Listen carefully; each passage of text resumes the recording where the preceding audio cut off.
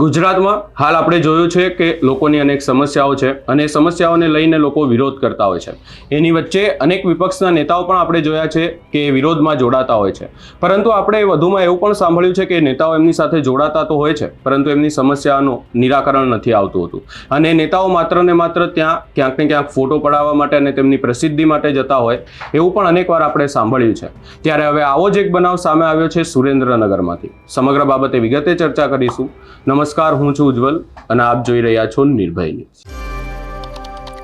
હાલ આશા વર્કર બહેનોને અનેક પ્રશ્નો છે અને તેમના પ્રશ્નોને લઈ અને તેઓ વિરોધ કરી રહ્યા છે અને સરકાર સામે માંગ કરી રહ્યા છે. આ માંગની અંદર જ સુરેન્દ્રનગરમાં આશા વર્કર બહેનો દ્વારા ઉગ્ર વિરોધ કરવામાં આવ્યો હતો અને તેઓ કલેક્ટર કચેરીએ આવેદનપત્ર આપવા પહોંચ્યા હતા. પરંતુ એ વખતે જ ત્યાં કોંગ્રેસના મહિલા પ્રમુખ પહોંચી ગયા અને ત્યારબાદ બવાલ થઈ. મહિલા આશા વર્કર બહેનોએ કહ્યું કે અમે અમારી લડાઈ જાતે લડી શકીએ છીએ, તમે અહીંયા કેમ આવ્યા છો, તમે ખોટી પ્રસિદ્ધિ મેળવવા માટે અહીંયા આવ્યા હોય એવી વાત કરી છે. વધુમાં નજર કરીએ એ દ્રશ્યો પર.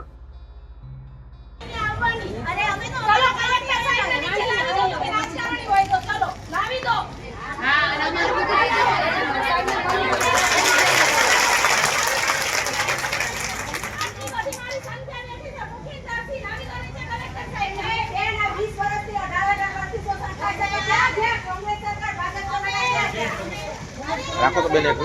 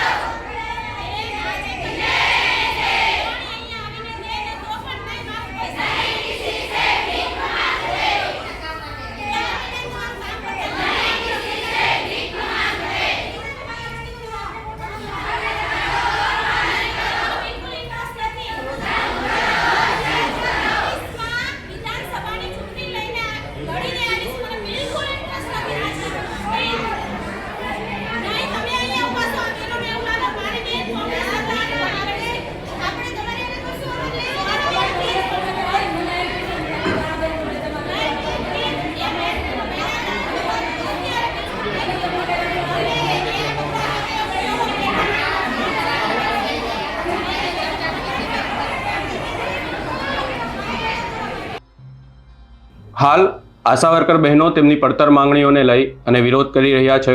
સરકાર સામે સતત લડત બતાવી રહ્યા છે. આપણે અનેકવાર જોયું પણ છે કે તેઓ આવેદનપત્રો પણ આપવા પહોંચે છે અને તેમની માંગ માત્ર એટલી જ છે કે આટલી મોંઘવારીમાં તેમને 15,000 જેટલા પગારમાં નથી પોસાતું અને તેમની માટે જે છે પગાર વધારો કરવામાં આવે, તેમની પડતર માંગણીઓ છે એમને સંતોષવામાં આવે, તેમની માટે અનેક કાર્યો કરવામાં આવે, તેમને જે વધારાનું કામ આપવામાં આવે છે એ કામ પણ ઓછું કરવામાં આવે, તેવી અનેક માંગો સાથે આશા વર્કર બહેનો હાલ લડી રહી છે.